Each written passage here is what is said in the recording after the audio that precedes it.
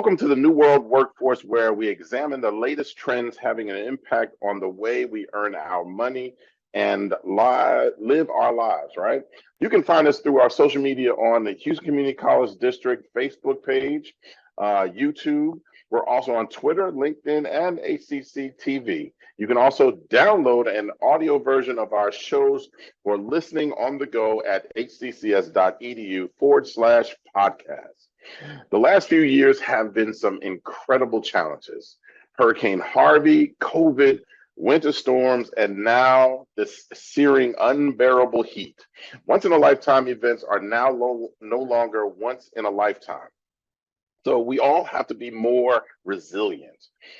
Today, we're talking about the resilient workforce with Michelle Castrow, the Senior Manager, Employer and Community Engagement with Gulf Coast Workforce Solutions. Michelle, during COVID, you got the nickname, the Jobs Lady. Tell us about that. Absolutely. Thank you so much for having me. And it was exactly what you're talking about. It was COVID, it was the pandemic. And if you recall, Houston went from record low unemployment of about 3.8%. And a month later, we were at 14.2%.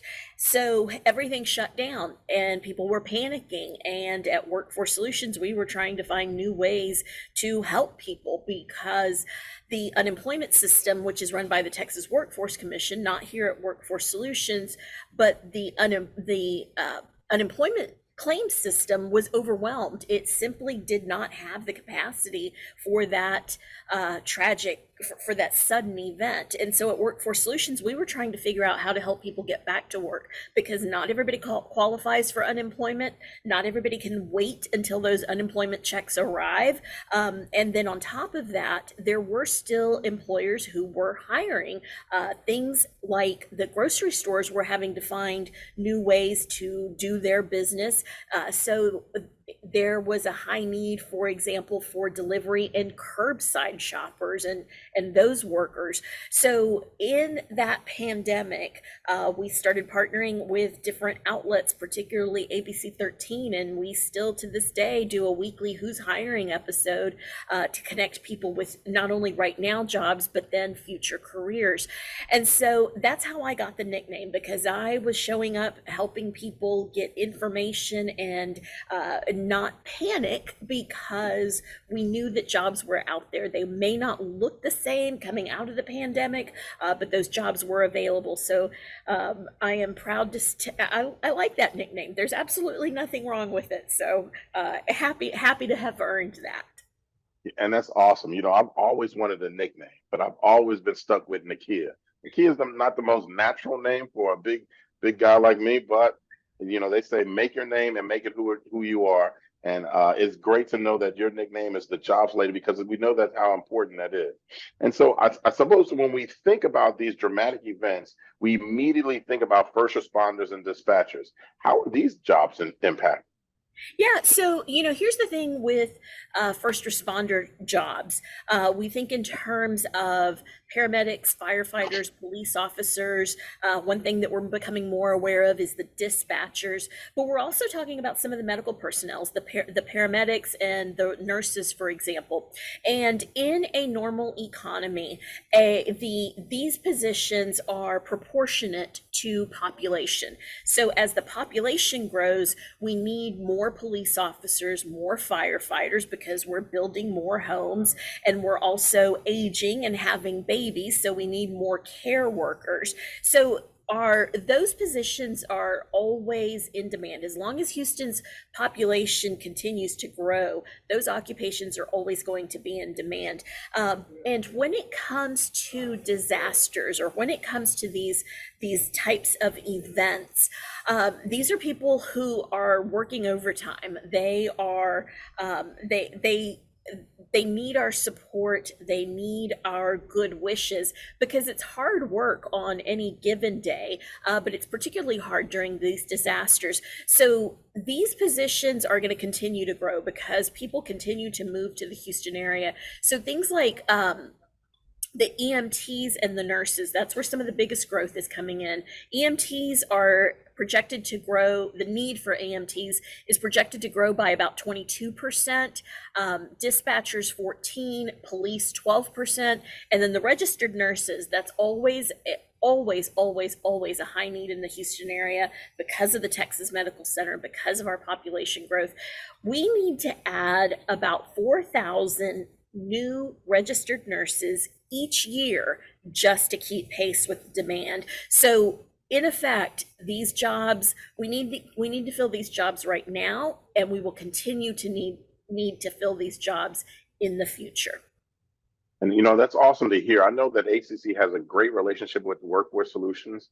Me being the executive director of an adult education literacy program, we're partnering with you all on a daily basis. We have some great first responder programs here at HCC as well. So it's a great connection, and it's so awesome to continue to work alongside with you all to do the great work that you do.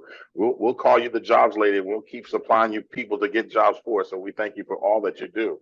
So I think there's been a lot of discussion around infrastructure and how to make our cities and states more resilient. That must create opportunities for engineers and city planners and other visionaries.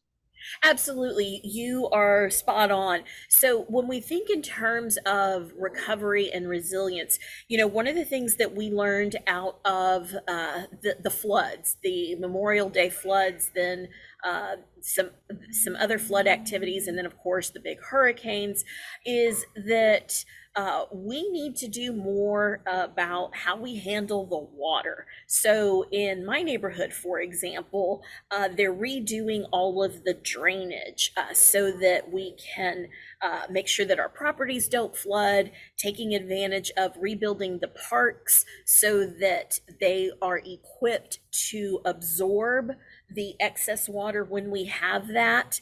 And so you need all kinds of different occupations. We need the urban planners. We need people who understand what it is to allocate land use and maximize land use.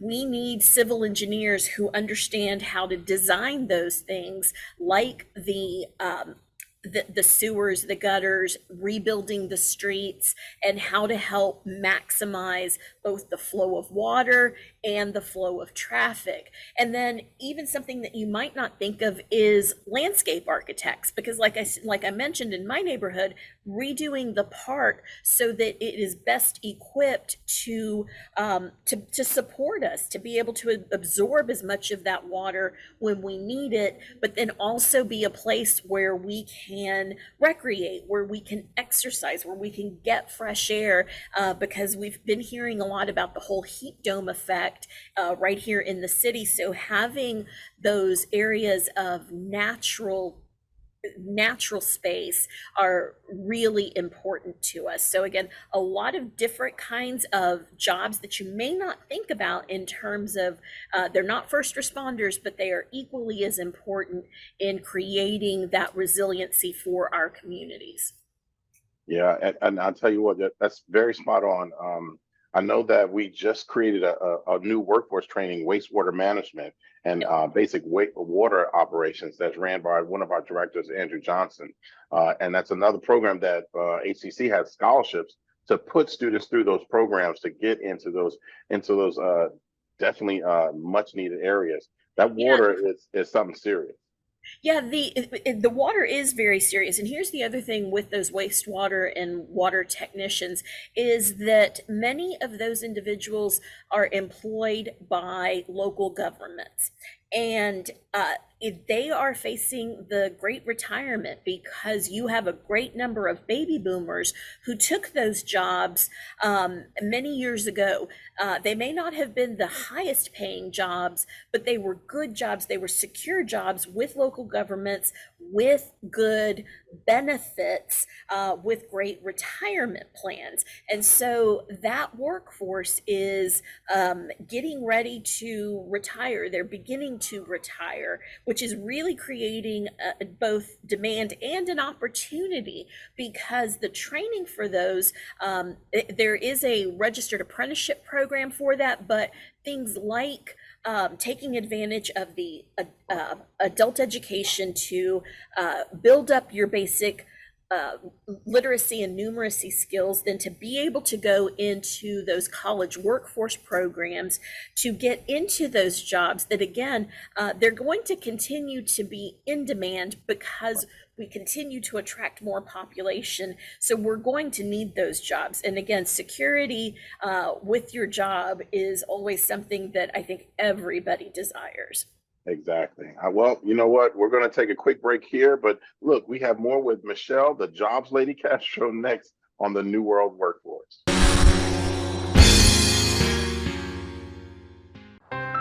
How prepared is your family if disaster shows up at your doorstep?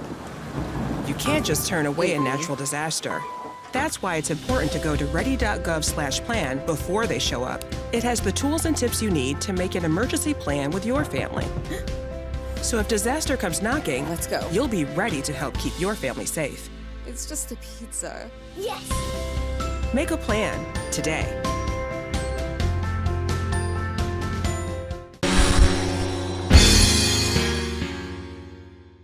Well, welcome back to the New World Workforce. We're talking resiliency today with Michelle, the jobs lady Castrow, senior manager, employer, and community engagement with Gulf Coast Workforce Solutions. Michelle, I would imagine every job requires a heightened level of resiliency. What are some of the soft skills everyone is going to need? That's a wonderful question. And, the pandemic taught us a lot. At that point in time, we didn't have a choice. We had to learn how to do remote work. But as we came out of the pandemic, as the employers are calling us back in, we are now having to learn how to work in a hybrid environment because workers still want to work from home when they can. Employers want people back in the office when they can. So it's really creating this new level of what I really call adaptability, leadership, and then the kind of the EQ, right? The emotional intelligence or, quotient. What I mean by this is that middle managers have a real big challenge because we knew how to manage when people were on site. We learned how to manage because we didn't have a choice how to manage in a 100% remote environment. But here we are now in this hybrid environment. And so one of the advantages is going to be for those middle managers who master that skill of hybrid leadership. So again, challenges, but also opportunities, because when you gain those new skills, they're 100% transferable. So whether it's the job that you have right now, the job that you want in the future, or maybe a job that doesn't even exist yet, all of those things to your benefit.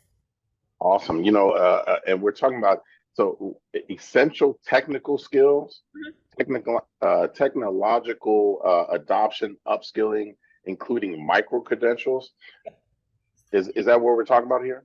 Yeah, so that's another category that's definitely useful because with the pandemic, we adapted more technology, right? We brought on more technology. We all learned how to use Zoom when maybe we didn't know that before. Even our grandparents know how to use Zoom now. So it's technology. We need to not be afraid of technology. And sometimes with those micro credentials, what I really like about that is that was something that really expanded during the pandemic.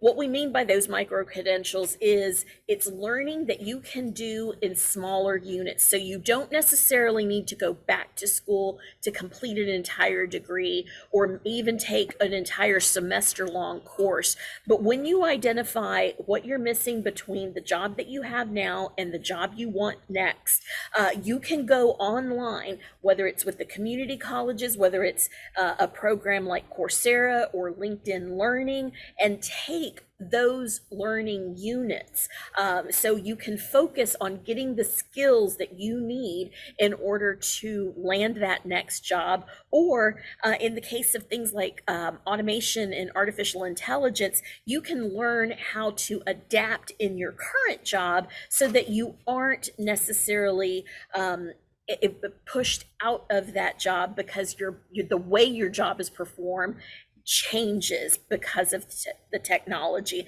So again, lots of great opportunities with that micro credentialing.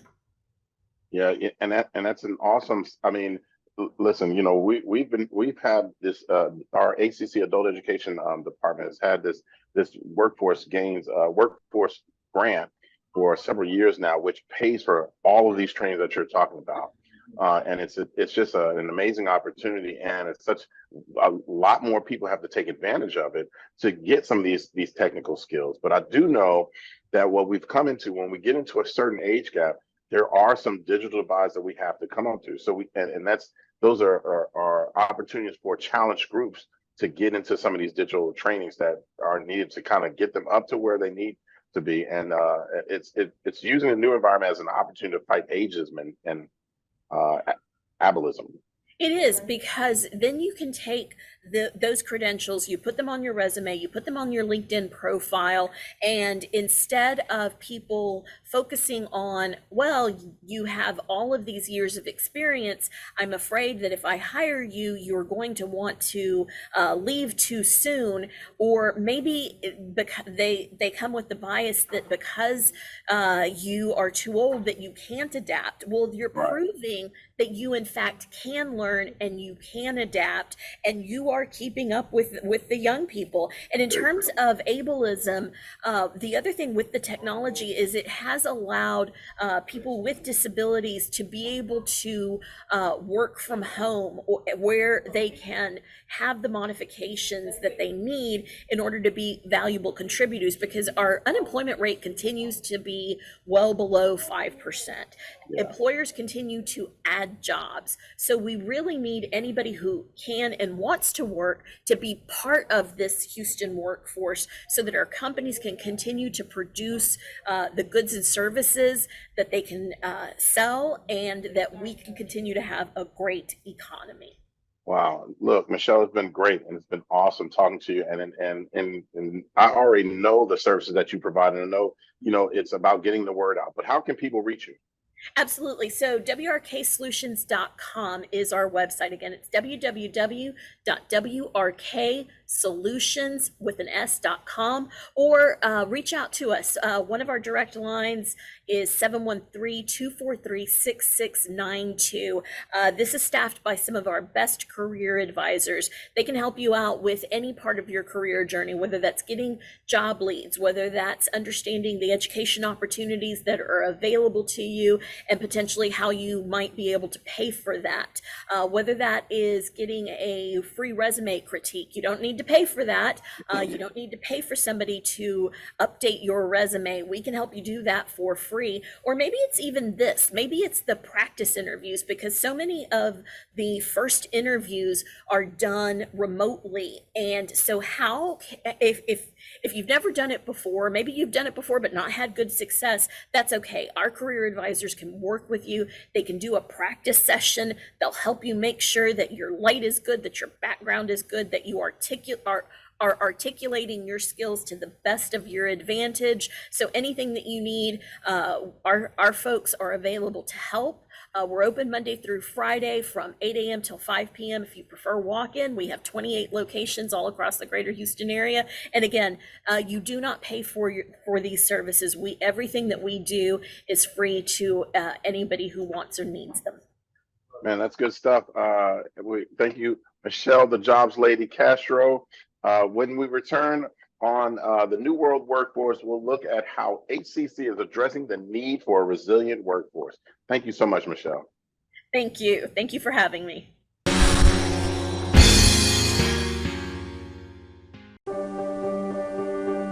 Being prepared is a part of who you are, but it's especially important in the case of a disaster. Be informed about possible emergencies in your area. Make a plan that covers where you'll go in an emergency. build a kit with the things you need to survive. There's no one more capable of planning for your situation than you. Start your plan today. Go to ready.gov/myplan.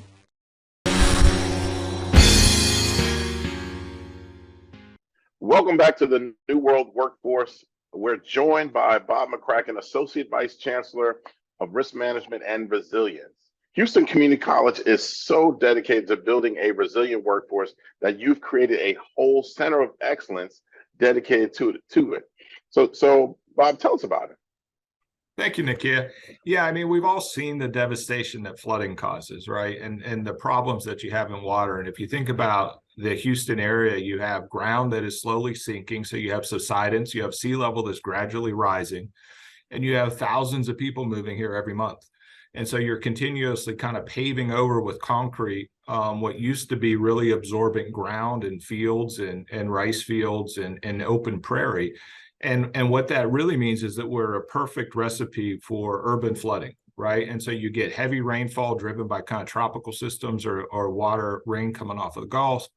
And it overwhelms the drainage systems. And you can get flooding in a neighborhood. You can get floodings like we saw across Harvey, where it was just huge sections of the city, where you see just large sections inundated. And so the Resiliency Operations Center is really a state-of-the-art facility. It'll be really one of the only ones in the country where you can train 3,000 to 4,000 first responders in advanced water rescue techniques, right? So traditionally, water rescue is about getting people out of rivers, right? And maybe rescuing them out of lakes. But the training for that's really hard. You can't do it. You can do certain things in a swimming pool. You can do certain things in lakes, but it's not a controlled environment. So this is a large controlled environment. We can do an urban landscape where you have the natural hazards like manholes and submerged vehicles and buildings and all of those kinds of hazards, and we can simulate different water flows.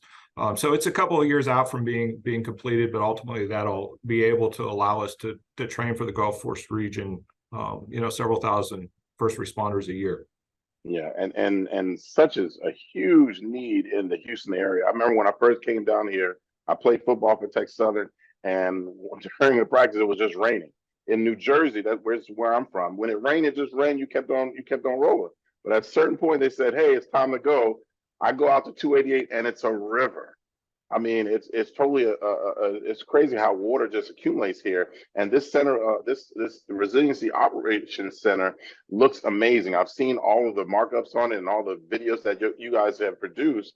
So describe some of the class offerings that are going to be offered at the Resilience COE.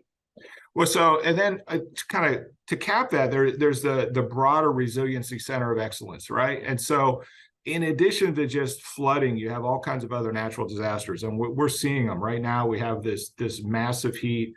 Wildfires is something we generally don't think of in immediate region, but ultimately it may be an issue with this type of weather. We've seen the dangers of winter freeze, right, and the amount of damage and devastation that can cause. We're always worried about tropical systems. We had tornadoes, all right. I was always told, Houston doesn't have tornadoes, and yet last year or this current year we had one of those. So, whenever those disasters happen, there's a whole set of skills that are needed in the workforce that people who don't necessarily have. So you were talking earlier about micro credentials and kind of fast track credentials, right? And so we have programs in project management designed around emergency management, right? So how do you manage a project that has a really short time frame because you're in the middle of a disaster? How do you do disaster case management if you're working in healthcare? How do you manage resources and volunteers where you all of a sudden are rapidly increasing the size of your quote workforce to resolve an issue? And then we have OSHA related courses, right? So you can deal with hazardous materials and do debris removal and debris cleanup and do those kinds of things. And so, that and business continuity planning and recovery planning if you're an IT professional. So we have those courses that are really geared towards people who are working. They're in their career, but it's a way to kind of upskill and reskill. Awesome. That's huge. And how can the public and the business community support the Resiliency Operations Center? Well, I think a couple of things. Number one is just to take a look at what you're doing with your business and in your home, and pay more attention, I think, to the things that are going on around us. And particularly if you think about what's coming down the line in terms of what do we need to be resilient to. You see a huge energy transition, right? So it's not that oil and gas usage is going to go away in the near future, but we're adding all of these additional types of energy sources, right? So we're adding solar, we're adding wind, we're adding that to kind of the energy mix, and we're going to need people who are trained to work with that stuff, right? So whether it's working on EV vehicles or how to disable a battery from an EV vehicle so you can apply the jaws of life if you're a first responder, or to do those kinds of things, you need a different skill set. And so just kind of be thinking about those, looking for those. We have courses and opportunities in that. But the other thing is, if you know people who are looking for a career, HCC offers a ton of things that the community needs after every disaster, and really we need it every day. In the last segment, you were talking about an aging workforce in a lot of fields where people are kind of reaching retirement age and aging out. And so that's an issue, right? So we have programs in construction trades and sheetrock, which always, after a disaster, you always need those. We have programs in electrical and plumbing, which is always in demand fields. And then we have the programs in the automotive where you're having to deal with kind of the new modern vehicles, along with a lot of the IT stuff. A lot of people don't think about IT, but our digital information technology program is really important, and you don't necessarily have to have a 4-year degree to take advantage of some of that. And you think about all of the technology. I mean, we all have a phone in our pocket that we used, and it becomes a lifeline during disasters, right? It's that disaster. And so, just encourage people to be thinking about those things and really think about some of those careers. There's some great opportunities out there, and we have some wonderful training. Well, you know what? I think that's awesome. And most of those trainings that you mentioned are all trainings that our program under Adult Education, the Career for You Academy, provides a scholarship for those students to attend those particular classes with that pays for their tuition and books throughout those classes. But look, thanks so much for joining us today, Bob McCracken. And we really appreciate you. If you'd like more information on the people and organizations featured today, check the post on our social media sites on YouTube. To download a copy of our audio podcast version of the show, visit hccs.edu/podcast. And so for me, Nakia Edwards, Executive Director of Adult Education and Literacy, and everyone here at HCC TV, we want to thank you for joining us on New World Workforce.